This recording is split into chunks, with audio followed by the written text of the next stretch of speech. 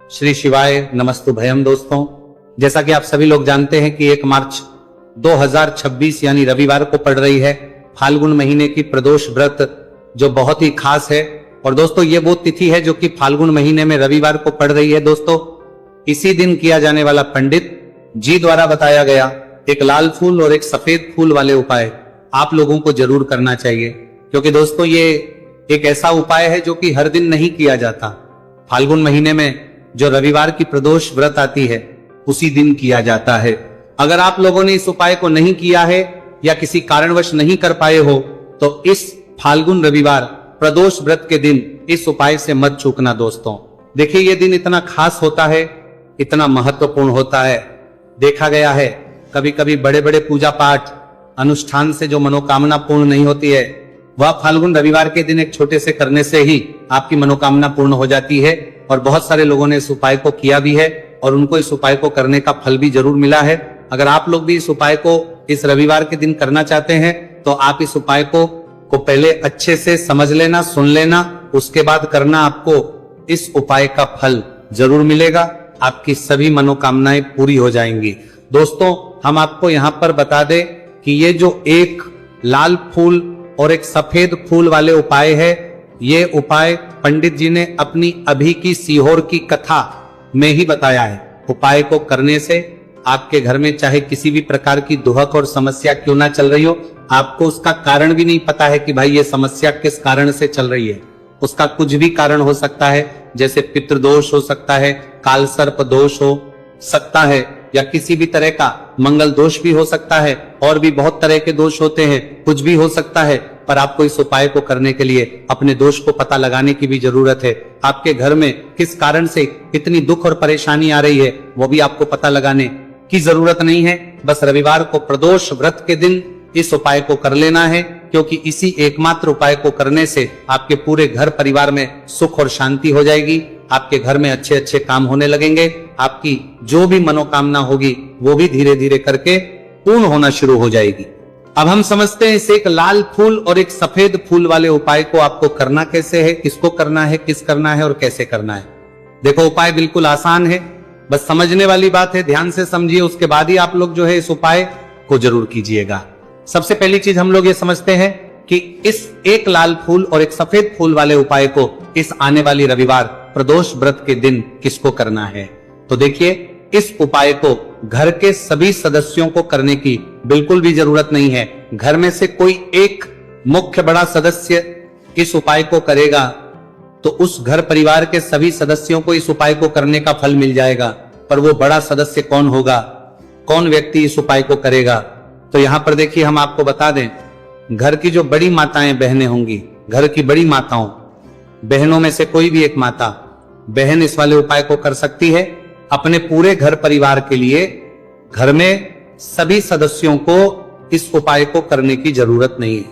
मात्र घर की जो माताएं बहनें हैं उनमें से कोई भी एक माता बहन इस वाले उपाय को करेगी तो उसके घर परिवार के पूरे सदस्यों को इस उपाय का फल मिलेगा। अगर किसी कारणवश माताएं बहनें घर में उपस्थित ना हो या वो इस उपाय को ना कर रही हो, कुछ दिक्कत हो, तो भाई उस जगह पर फिर घर का कोई बड़ा व्यक्ति भी इस उपाय को कर सकता है। माताओं बहनों के कहने का मतलब यह था कि माताएं बहनें घर की लक्ष्मी होती है। जब घर की लक्ष्मी कोई उपाय करती हैं तो निश्चित ही भगवान शिव जी जल्दी प्रसन्न होते हैं और उपाय का फल में बहुत जल्दी और बहुत बड़ा करके भी यहां पर देते हैं। तो आप लोग ये बात समझ गए होंगे। अब हम ये बात समझते हैं कि इस वाले उपाय को हमें करना किस समय है। एक लाल फूल और एक सफेद फूल वाले उपाय को हमें प्रदोष व्रत के दिन करना की समय है। तो देखिए, इस उपाय को करने का जो समय है, सुबह का समय भी है और शाम का समय भी है। अब देखिए, यहां पर हम मुख्य रूप से सुबह का समय नहीं बोलेंगे, क्योंकि देखिए ये जो प्रदोष व्रत है और आप सभी लोग जानते हैं रविवार प्रदोष व्रत के दिन का प्रदोष काल का मतलब शाम का जो समय होता है ना, इस दिन भगवान शिव जी का सबसे प्रिय दिन होता है। तो आप लोग इसे एक लाल फूल एक सफेद फूल वाले उपाय को सुबह के समय भी कर सकते हो और शाम के समय प्रदोष काल में भी कर सकते हो। सुबह के समय अगर कर रहे हो तो 10 या फिर 11 बजे तक भी अगर उपाय करोगे तो भी आपको उपाय का फल मिलेगा। वही अगर शाम के समय कर रहे हो तो इस दिन जरूर शाम के समय का ध्यान रखना कि शाम के 6 बजे से लेकर 7 बजे के बीच में अगर आप इस उपाय को कर सकते हो तो बिल्कुल कर लेना। पूरी कोशिश करना। पर अगर किसी कारणवश इस समय के बीच में ना कर पाओ तो रात 8 बजे तक भी अगर आप उपाय को करोगे तो आपको उपाय का फल जरूर मिलेगा। ये बात आपको समझ आ गई कि आप इस उपाय को सुबह और शाम दोनों समय कर सकते हो। मतलब करना आपको एक ही समय है, घर में से किसी एक ही बड़े व्यक्ति को करना है, एक ही बार इस उपाय को करना है, दोनों समय नहीं करना है। आपको जो समय अच्छा लगे आप उस समय पर इस वाले उपाय को कर सकते हैं। तो चलिए जानते हैं इन विशेष उपायों के बारे में। लेकिन उससे पहले जो भी मेरे भाई मेरी प्यारी बहनें आज चैनल पर पहली बार आए हैं या मेरी आवाज आज पहली बार सुन रहे हैं, अगर आप भी महादेव के सच्चे भक्त हैं तो वीडियो को लाइक और चैनल को सब्सक्राइब जरूर कर लें और कमेंट बॉक्स में लिखें हर हर महादेव देखो। अब सबसे पहली बात आती है कि इस उपाय को हमें करना किस लिए है।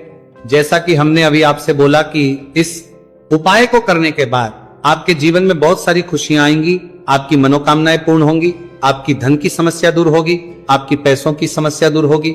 अब देखिए, अगर आप लोग सोच रहे हो कि भाई हमें अपना घर बनाना है पर घर बनाने के लिए पैसा नहीं है, हमें गाड़ी लेना है पर गाड़ी लेने के लिए पैसा नहीं है, हमें जमीन लेना है पर जमीन के लिए पैसों की कमी पड़ रही है, अगर ऐसी ही दिक्कत परेशानी या किसी भी तरह की धन से जुड़ी हुई समस्या या पैसों से जुड़ी हुई समस्या अगर आपके जीवन में चल रही है तो ये उपाय निश्चित ही आपके जीवन में बहुत सारे फल ला कर दे सकता है। इसीलिए अगर आपके घर में बहुत ज्यादा दिक्कत समस्या परेशानी चल रही है, धन से जुड़ी हुई, पैसों से जुड़ी हुई, धन की बहुत ज्यादा कमी आ रही है, पैसों की आवक नहीं हो रही है, तो भाई आप लोगों को इस वाले उपाय को जरूर करना चाहिए। घर में से किसी एक भी बम में व्यक्ति को अब इस उपाय में करना क्या है वो सबसे पहले हम लोग जान लेते हैं। उपाय की सामग्री हम लोग सबसे पहले जानते हैं कि इस उपाय में किस किस चीज की आवश्यकता पड़ेगी। तो देखिए, उपाय का नाम तो एक लाल फूल और एक सफेद फूल वाला उपाय है, पर इस उपाय में कुल मिलाकर 4 सामग्री हमें लगने वाली, जो कि पंडित जी ने खुद सीहोर वाली कथा में बताया है।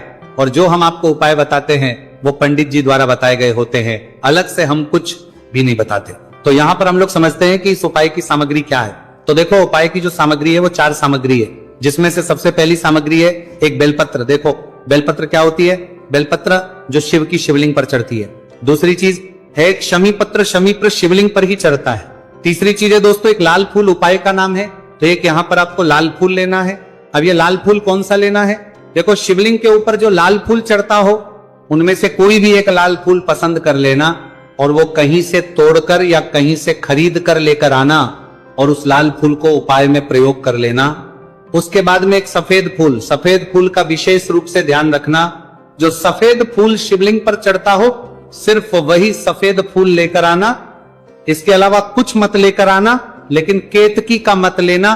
तो एक एक मात्रा में ही आपको ये चारों सामग्री चाहिए, एक बेलपत्र, एक शमी पत्र, एक लाल फूल और एक सफेद फूल। ये चारों सामग्री आप लोग तैयार करके रख लें। प्रदोष काल में या सुबह के समय जब भी आप इस उपाय को कर रहे हैं, जैसे ही आपके उपाय की सामग्री तैयार हो जाती है तो क्या हम सीधा उपाय को करने के लिए इन चारों सामग्री को उपाय करने के लिए जा सकते हैं? नहीं, तो यहाँ पर आपको इस बात का ध्यान रखना है कि हम भगवान शिव जी को प्रसन्न करने के लिए तो जा रहे हैं, हम अपनी मनोकामना को पूर्ण करवाने के लिए तो जा रहे हैं, पर हमें यह दर्शाना बिल्कुल भी नहीं है कि हम सिर्फ अपने फायदे के लिए भगवान शिव जी के मंदिर में आए हैं। इसीलिए हम इस उपाय को करने के साथ साथ में भगवान शिव जी की पूजन अर्चना के लिए कुछ सामग्री भी जरूर लेकर जाएंगे। जैसे कि सुबह समय अगर आप उपाय को कर रहे हो, इस एक लाल फूल और एक सफेद फूल वाले उपाय को, तो भाई सुबह के समय आपको एक लोटा जल लेकर जाना है। जो लोग प्रतिदिन शिव जी के मंदिर जाते हैं, पूजन अर्चना करते हैं, जल चढ़ाते हैं, फूल बेल पत्र सब कुछ चढ़ाते हैं, भाई वो अपनी पूजन अर्चना वैसी की वैसी ही करना। बाकी जो सिर्फ उपाय को करने के लिए जा रहा है, जो कुछ भी लेकर नहीं जा रहा है, उसे कम से कम 1 लोटा जल अपने घर से भरकर लेकर जाना, अगर आप उपाय को कर रहे हो, है ना। क्योंकि इस वाले उपाय को आप भगवान शिव जी की पूजन अर्चना करने के बाद ही करना। वहीं अगर बात करें शाम के समय की, अगर कोई व्यक्ति शाम के समय प्रदोष काल में इस वाले उपाय को कर रहा है तो भाई आपको मात्र 1 घी का दीपक तैयार करना है। यह बात हम हमेशा बोलते हैं, शाम के समय प्रदोष काल में कोई कर रहे हो ना, तो दीपक का विशेष महत्व होता है। रविवार, प्रदोष व्रत, दिन का प्रदोष काल में जो भी व्यक्ति दीपक जलाता है ना भगवान शिव जी के मंदिर में, भाई उसके जीवन से सारी दुख और परेशानियां भी दूर होती है। तो भाई इस दिन दीपक का विशेष रूप से ध्यान रखना आप लोग। अगर आप इस उपाय को शाम के समय प्रदोष काल में कर रहे हो, है ना, ये जो दीपक आप लोगे ये आटे का लोगे। जो आटा आप गूंद दोगे उसके अंदर कुछ भी मत डालना, मात्र सादा आटा लगाकर उसे तैयार कर लेना और एक मीडियम साइज का दीपक तैयार कर लेना। दीपक ना ज्यादा छोटा हो ना ज्यादा बड़ा हो, है ना। उसके बाद में दीपक आपका तैयार हो जाए तो इसके अंदर जो बत्ती रखोगे वो गोल बत्ती रखोगे। देखो, गोल बत्ती भी दो तरह की होगी, एक बाजार की और एक घर वाली। तो कोशिश करना अपने घर में जो रुई रखी हुई है उस रुई से आप लोग एक गोल बत्ती अपने ही हाथों से बनाओ। उपाय का फल अच्छा मिलता है, भगवान शिव जी जल्दी प्रसन्न होते हैं।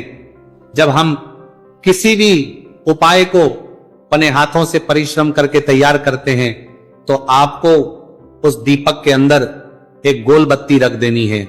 इसके अंदर जो चीज आप लोग डालोगे वो डालोगे शुद्ध देसी गाय का घी। इस बात का विशेष रूप से ध्यान रखना, शुद्ध देसी गाय का घी ही डालना है, तेल वगैरह नहीं। आज के दिन तो मत डालना, रविवार प्रदोष व्रत के दिन, क्योंकि भगवान शिव जी का सबसे प्रिय दिन और प्रिय समय पर हम लोग इस वाले उपाय को कर रहे हैं। तो थोड़ा सा शुद्ध गाय का घी इतना डालना कि वो दीपक कुछ समय तक चल सके। ना बाजार वाला मिलावटी घी डालना, ना भैंस का घी डालना, शुद्ध देसी गाय का घी। आपको ढूंढने में थोड़ी मतलब मेहनत लगेगी और महंगा भी मिलेगा, पर गाय के घी से भगवान शिव जी प्रसन्न होते हैं और उसी शुद्ध देसी गाय के घी से घर में बरकत भी बनी रहती है और हमारे घर में सुख शांति भी बनी रहती है। इसलिए इस शुद्ध देसी गाय का घी अपने घर में हमेशा रखा करो। वो भगवान शिव जी के कार्यों में भी उपयोग में आता है और उपायों में भी हम लोग प्रयोग कर सकते हैं। तो यहां पर आपकी सारी तैयारियां हो चुकी है। उपाय को करते समय शुद्धता का विशेष रूप से ध्यान रखिएगा। सुबह कर रहे हो तो भाई सुबह तो आपको स्नान करना ही करना है, बाकी शाम को कर रहे हो तो शाम को मात्र हाथ मुंह धोकर भी आप लोग इस वाले उपाय को कर सकते हो, कोई दिक्कत वाली बात नहीं है भाई। उपाय की पूरी सामग्री तैयार कर और पूजन सामग्री लेकर आपको भगवान शिव जी के मंदिर पहुंचना है, जो आपके घर के पास में हो, जहां पर शिवलिंग विराजित हो, शिवालय हो, वहां पर आप लोगों को पहुंचना है। और जैसे ही आप भगवान शिव जी के मंदिर में पहुंचते हो वहां जाकर ही उपाय शुरू नहीं करना है। पहले आपको भगवान शिव जी की पूजन अर्चना करना है। पूजन अर्चना कैसे करोगे? सुबह के समय गए हो तो एक लोटा जल वगैरह जो भी पूजन सामग्री लेकर गए हो, उससे पहले पूजन सामग्री आप लोग मतलब पूजन भगवान शिव जी की कर लो। जो व्यक्ति सिर्फ एक लोटा जल लेकर गए हैं वो शिव जी के शिवलिंग पर मात्र एक लोटा जल एक धारा से धीरे धीरे करके चढ़ा लो। अपनी पूजन अर्चना आप लोग जो हैं पूरी कर लो पहले। उसी के बाद अगर आप शाम के समय कर रहे हो तो पहले जाकर बैठना है भगवान शिव जी के शिवलिंग के पास में।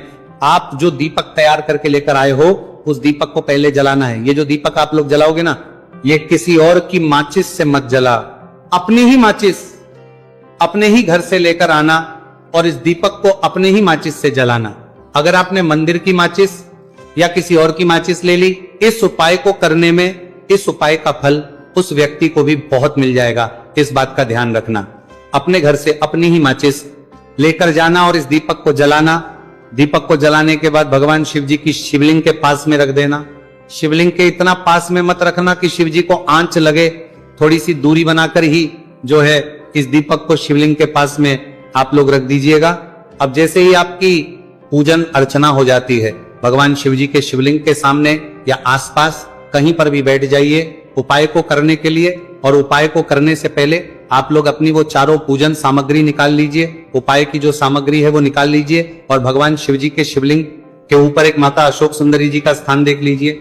माता सुंदर जी का जो स्थान होता है वो जलाधारी के ऊपर होता है। जलाधारी के बिल्कुल बीचों बीच में होता है। आप लोगों ने देखा भी होगा शिवलिंग की जलाधारी होती है। जलाधारी के बिल्कुल बीचों बीच का जो स्थान होगा वो माता अशोक सुंदर जी का स्थान होगा, क्योंकि यहीं पर हमें ये जो है उपाय को करना है। सबसे पहली चीज, अब हम उपाय को करना शुरू करते हैं। आप सबसे पहले अपनी एक बेलपत्र उठा लो। एक बेलपत्र को आपको माता अशोक सुंदरी जी वाले स्थान पर सबसे पहले समर्पित करना है। बेलपत्र की डंडी का मुख होगा जलाधारी की तरफ, जहां से जल बहता है और नीचे गिरता है, और बीच वाली बड़ी पत्ती का मुख मतलब शिवलिंग की तरफ होगा। इस तरीके से आपको इस बेलपत्र को माता अशोक सुंदरी जी वाले स्थान पर समर्पित कर देना है। उसके बाद में अपनी एक शमी पत्र उठा लो जो आप उपाय के लिए लेकर आए हुए हो।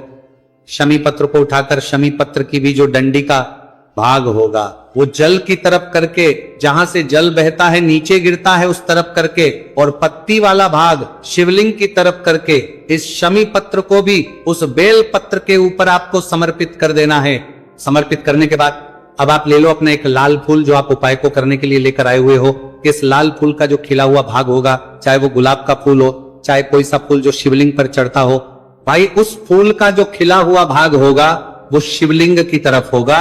बाकी जो पीछे का भाग होगा फूल का वो जलाधारी की तरफ, जहां से जल बहता है नीचे गिरता है उस तरफ होगा। और आखिरी में आपका जो एक सफेद फूल बचा हुआ है, इस सफेद फूल को भी आपको लेना है और सफेद फूल का जो खिला हुआ भाग होगा वो शिवलिंग की तरफ होगा, जहां पर शिवलिंग रखा हुआ है उस तरफ होगा, और डंडी का भाग जलाधारी के पीछे की तरफ हो जाएगा।